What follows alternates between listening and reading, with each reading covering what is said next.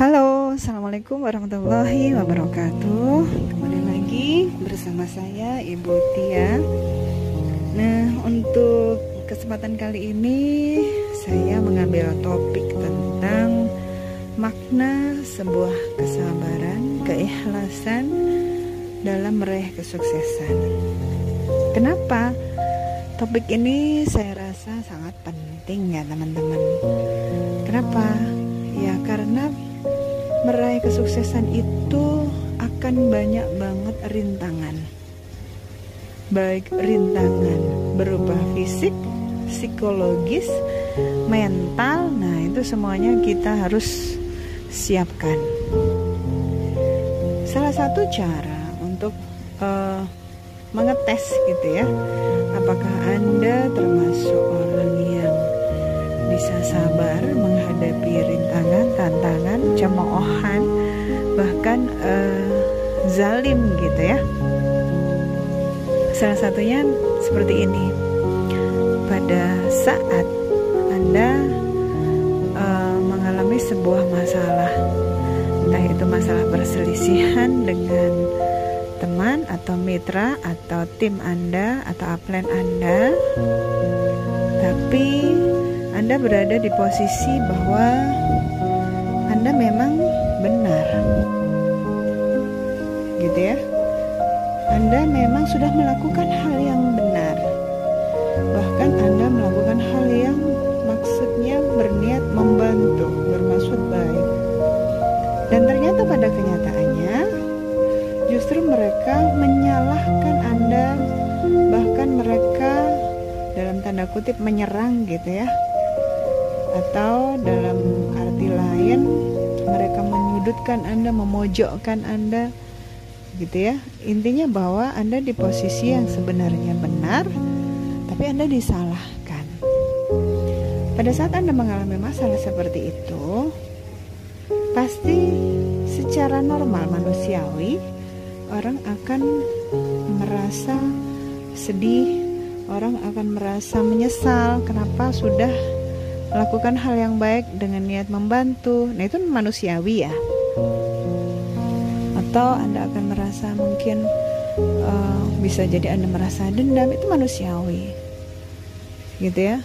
Cuman untuk hal-hal tertentu bisa jadi itu ujian buat kita gitu ya.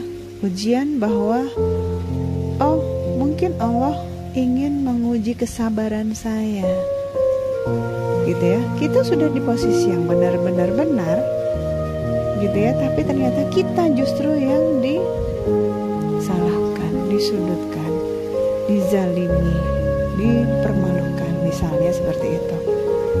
Nah, bagaimana kita menghadapinya? Ya, kita harus banyak istighfar dan bersabar.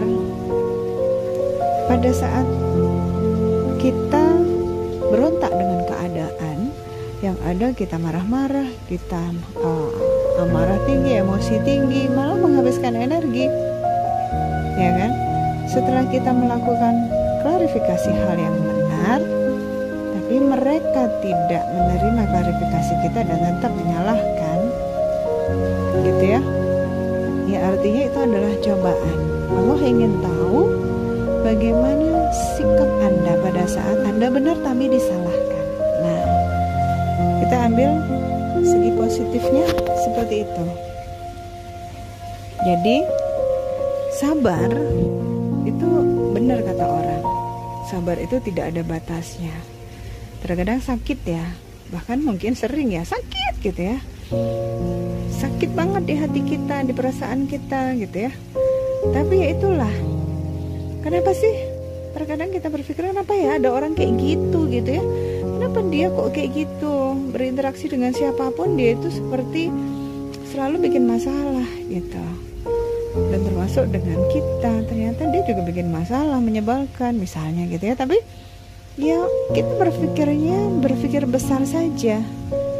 Dalam hidup ini kita harus berperang antara iman dan setan. Setan selalu ingin menjerumuskan manusia. Bisa jadi orang yang hadir dalam hidup kita tadi, yang menjengkelkan tadi, ya cobaan hidup dia mengikuti alur irama yang setan giring, sehingga dia harus selalu mengikuti amarahnya, hawa nafsunya, mengikuti bisikan setan, gitu ya. Bisa jadi memang takdir dia memang imannya nggak kuat, sehingga selalu menjadi orang yang menyebalkan dimanapun dia berada, termasuk ternyata berurusan dengan kita. Tapi apa yang kita lakukan, ya sudah, setelah kita ikhtiar dengan baik, menjelaskan dengan baik, ya kita serahkan kembali ke Allah. Makanya Allah kan dalam firman-Nya menyuruh kita sabar dan sholat. Nah gitu ya. Kenapa? Karena Allah sudah tahu bahwa ada makhluknya yang ingin menjerumuskan manusia,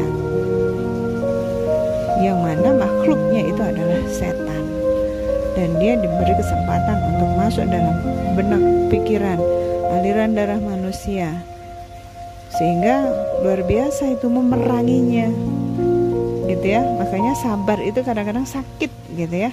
Tapi pada saat kita ikhlaskan, kembalikan kepada yang memberi cobaan, insya Allah apapun yang kita rasakan, merasa dizalimi, merasa disudutkan, padahal kita udah berusaha menjadi yang terbaik buat dia, membantu dia, tapi malah begitu. Tapi kembalikan lagi kepada yang memberi cobaan, maka itu akan menjadi amalan ibadah buat kita yang sudah sabar dalam menghadapi cobaan itu, gitu. Jadi teman-teman, ini hanya sebagian kecil dari cobaan orang sukses.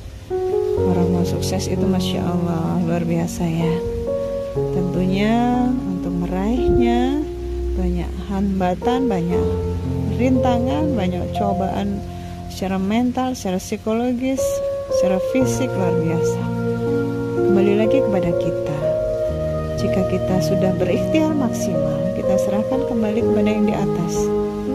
Karena apa? Apapun yang kita lakukan, kita harus ingat bahwa ini semuanya semoga menjadi amalan ibadah kita, sehingga cobaan yang terjadi di dalamnya itu akan kita hadapi dengan di dalam hati kita selalu kita pasrah kepada Allah, gitu. Makanya kata sabar itu Masya Allah ya, itu benar-benar harus kita tanamkan dalam diri kita. Sebenar-benarnya kita tidak akan selalu mulus apa yang kita kerjakan dan kita harapkan. Terkadang yang sudah benar kita pun bisa jadi menjadi pihak yang tersalahkan, meskipun kita sudah benar-benar benar gitu. Itu ujiannya, itu hanya sekilas atau